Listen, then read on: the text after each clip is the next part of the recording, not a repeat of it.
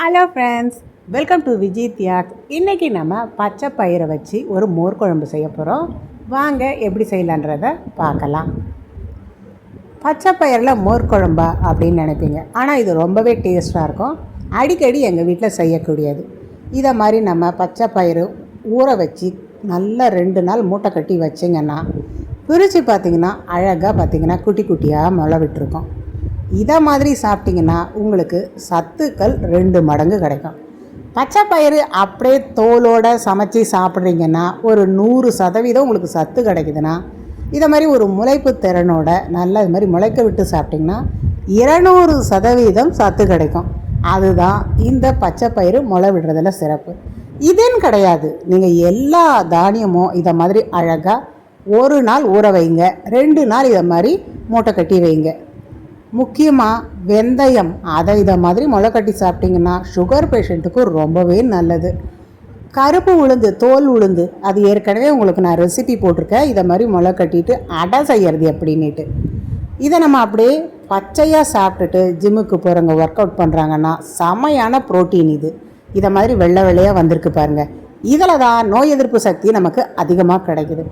குழந்தைங்களுக்கு ஜீரணம் ஆகாது, நார் சத்து அதிகம்னு நினைக்கிறதால இதை இன்றைக்கி நான் உங்களுக்கு அடிக்கடி எங்கள் வீட்டில் செய்யக்கூடிய ஒரு ரெசிபி தான் செய்ய போகிறேன். ஜஸ்ட் இதை உப்பு போட்டு கொஞ்சம் ஆவி காட்டிட்டு அப்படியே சுண்டல் மாதிரி சாப்பிட்டாலும் செம்மையாக இருக்கும். 3 மணி ஸ்நாக்ஸுக்கு ட்ரை பண்ணி பாருங்கள். இப்போ நம்ம கொஞ்சமாக எண்ணெய் ஊற்றிக்கலாம். இதில் உளுத்தம்பருப்பு, சீரகம், கடுகு இதை போட்டு நல்லா நம்ம வறுத்து எடுத்துப்போம். இதை நம்ம அப்படியே பொரியல் மாதிரி செய்து சாப்பிட்டாலும் சூப்பராக இருக்கும்.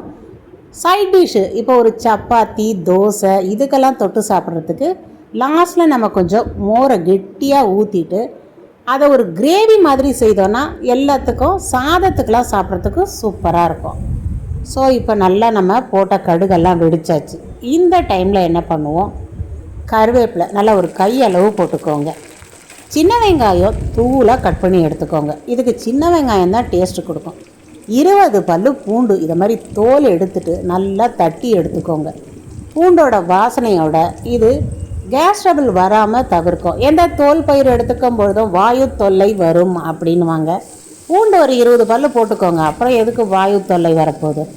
இப்போ 2 தக்காளி, சின்ன வெங்காயம், 20 பல்லு பூண்டு நல்லா இதை வதக்கி எடுத்துக்கோங்க. 10 நிமிஷம் நல்லா வதக்கினீங்கன்னா ஒரு கண்ணாடி பதம் கிடைக்கும். அந்த அளவுக்கு போதும், ரொம்ப வதக்கணும்னு ஒன்றும் அவசியம் கிடையாது. நல்லா கண்ணாடி பதம் வந்த பிறகு இஞ்சி பூண்டு பேஸ்ட்டு இது நான் தனியாக எப்பயுமே அரைச்சி வீட்டில் வச்சுருப்பேன், அதையும் கொஞ்சம் போட்டுக்கோங்க. இது ஏன் மஞ்சள் கலரில் இருக்குதுன்னு பார்க்குறீங்களா? இஞ்சி பூண்டு அரைக்கும் பொழுது எப்பயுமே 1 ஸ்பூன் மஞ்சள் போட்டு அரைச்சிங்கன்னா நமக்கு அந்த வாசனை பார்த்திங்கன்னா அப்படியே இருக்கும், அதுக்காக தான். இப்போ நல்லா வதக்கி எடுத்த இந்த இஞ்சி பூண்டு பேஸ்ட்டு இதோடு சேர்த்து நல்லா நம்ம முளை கட்டி வச்சுருக்க தோல் பச்சை பயிறு இதையும் போட்டு நல்லா வதக்கிப்போம். எப்பயுமே எந்த பயிறு வகைகள் எடுத்துக்கும் போதும் புரத சத்து அதிகமாக கிடைக்குது அப்படின்னும் பொழுது இந்த தோல் சாப்பிட்றோம், இதனால் ஜீரணமாகாது அப்படின்னும் நிறைய பேர் சொல்லுவாங்க. இதுக்காக தான் பூண்டு பார்த்திங்கன்னா நல்லா 20 பல்லு போட்டிருக்கேன். இஞ்சி பூண்டு பேஸ்ட்டும் போட்டிருக்கேன். டேஸ்ட்டு பார்த்திங்கன்னா இஞ்சி பூண்டு பேஸ்ட்டு எடுத்து கொடுக்கும், அதே டைமில் நல்ல ஒரு ஜீரணமாகும். பச்சை பயிறு குளிர்ச்சி தன்மை கொண்டது, அதனால் நமக்கு உஷ்ணமாகுது அப்படின்னு நினைக்கிறவங்க நிறையா பச்சை பயிறு எடுத்துக்கோங்க. இது நம்ம பொங்கல் செய்து சாப்பிடணும் பொழுது அதுவும் உடம்புக்கு நல்லது. முக்கியமாக எல்லா பயிறு வகைகளும் நீங்கள் தோலோடு எடுத்துக்கிட்டிங்கன்னா ஃபைபர் அதிகமாக கிடைக்கும். நிறைய பேருக்கு கான்ஸ்டிபேஷன் பெரிய ப்ராப்ளமாக இருக்குது, அதுக்காக மருந்து எடுத்துக்கிறீங்கன்னா இதை மாதிரி சூப்பராக வெள்ளை வெள்ளையாக முளை கட்டி வந்திருக்கு பாருங்கள். இதை மாதிரி பச்சை பயிறு நிறைய எடுத்துக்கோங்க. இப்போ நமக்கு நல்லா வதங்கி வந்துருச்சு. இதிலையே நமக்கு 80% குக் ஆகிடும். Garam masala 1 spoon, chilli powder 1 spoon, 1/2 spoon உப்பு, 1/4 ஸ்பூன் மஞ்சள் தூள் இதெல்லாம் போட்டு நல்லா மிக்ஸ் பண்ணிவிட்டு கொஞ்சமாக நம்ம தண்ணி ஊற்றி மூடி வச்சிட்டோன்னா அப்படியே சாப்பிடும் பொழுது கிரேவி சூப்பராக இருக்கும். என்னோடய டேஸ்ட்டு பார்த்திங்கன்னா நல்லா கெட்டி தயிர் ஃபைனலாக இதில் போட்டுட்டு ஒரு கிண்டு கிண்டி ஒரே ஒரு கொதி அதை விட்டு இறக்கிட்டு சப்பாத்தி, பூரி இதுக்கு தொட்டு சாப்பிட்டோன்னா சூப்பராக இருக்கும்.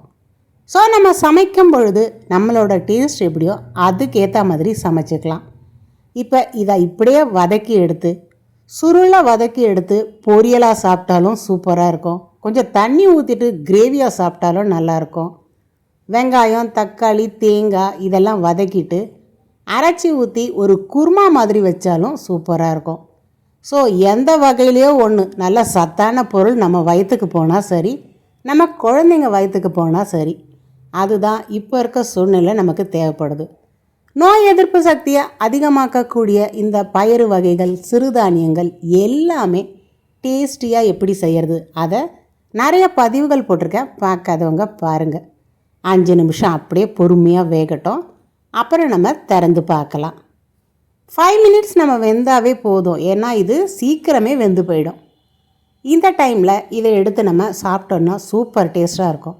வெள்ளையாக முளைப்பு திறனோட அந்த முளை இருக்குது பாருங்கள், அது ஒரு இனிப்பு தன்மை கொண்டது. அது நமக்கு சாப்பிடும் பொழுது ப்ரோட்டீனை இன்க்ரீஸ் பண்ணி கொடுக்கும். முக்கியமாக ஒர்க் அவுட் பண்ணுறவங்க இந்த பச்சை பயிறு நிறையவே சாப்பிடுவாங்க. அந்தளவுக்கு புரத சத்து இருக்குது. நான்வெஜ்ஜில் மட்டும்தான் புரத சத்து இருக்குதுன்னு இல்லை, வெஜ்ஜுலேயும் பார்த்திங்கன்னா இதை மாதிரி முளைக்கட்டிய பயிறு வகைகளாக நிறைய இருக்குது. இதை மாதிரி நல்லா கெட்டியாக இருக்க தயிரை ஃபைனலாக ஊற்றிட்டு ஒரே ஒரு கிண்டிட்டு ஒரு கொதி விட்டுட்டு நிறுத்திடுங்க.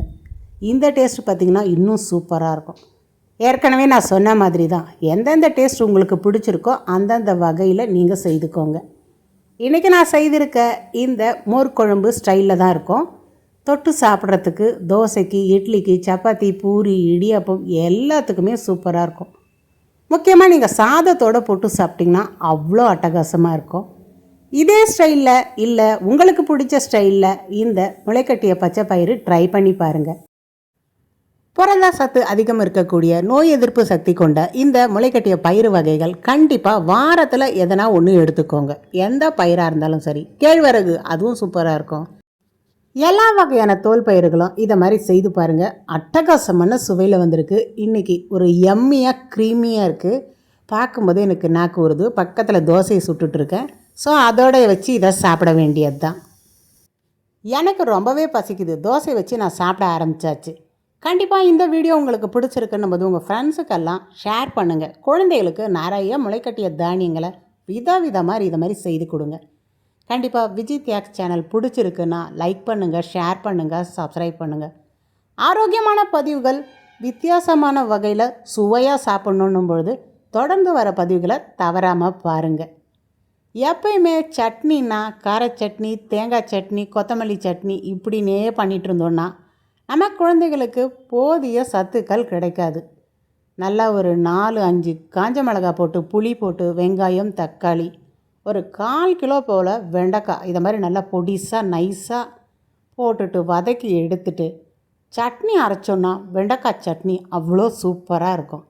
ஸோ கண்டிப்பாக இந்த வெண்டைக்காய் சட்னி எப்படி அரைக்கிறேன், இதில் என்னென்ன சத்துக்கள் நமக்கு நிறைஞ்சிருக்கு அதை தான் நம்ம அடுத்த பதிவில் பார்க்க போகிறோம். வெண்டைக்காயில் சட்னியாக குழகுழப்பாக இருக்குமே அப்படின்னு நினைப்பீங்க. நல்லா இஞ்சி, புளி, காஞ்ச மிளகாய் இது மாதிரி நிறைய வச்சு அரைச்சி பாருங்கள். உங்கள் குழந்தைங்க அடிக்கடி வெண்டைக்காய் சட்னி வேணும், வெண்டைக்காய் சட்னி வேணும்னு கேட்பாங்க. மூளை நரம்புகளை பலப்படுத்தக்கூடிய இந்த வெண்டைக்காய் குழந்தைங்களுக்கு ரொம்பவே முக்கியம்.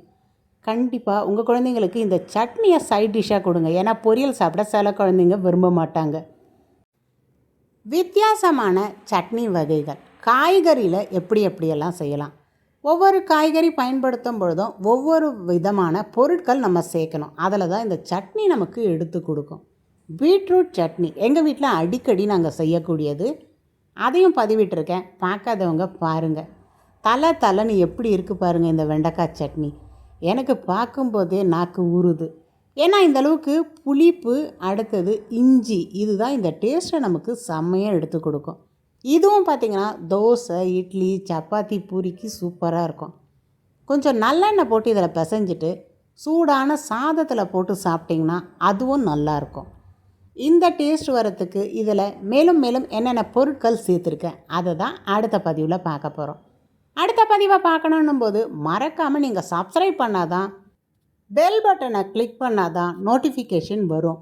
எங்களுக்கு நோட்டிஃபிகேஷனே வரமாட்டுது நிறைய பேர் சொல்கிறீங்க. கண்டிப்பாக பெல் பட்டனை கிளிக் பண்ணிவிட்டு ஆல் போட்டிங்கன்னா உடனே உங்களுக்கு போடக்கூடிய வீடியோக்கள் நோட்டிஃபிகேஷனில் வரும்.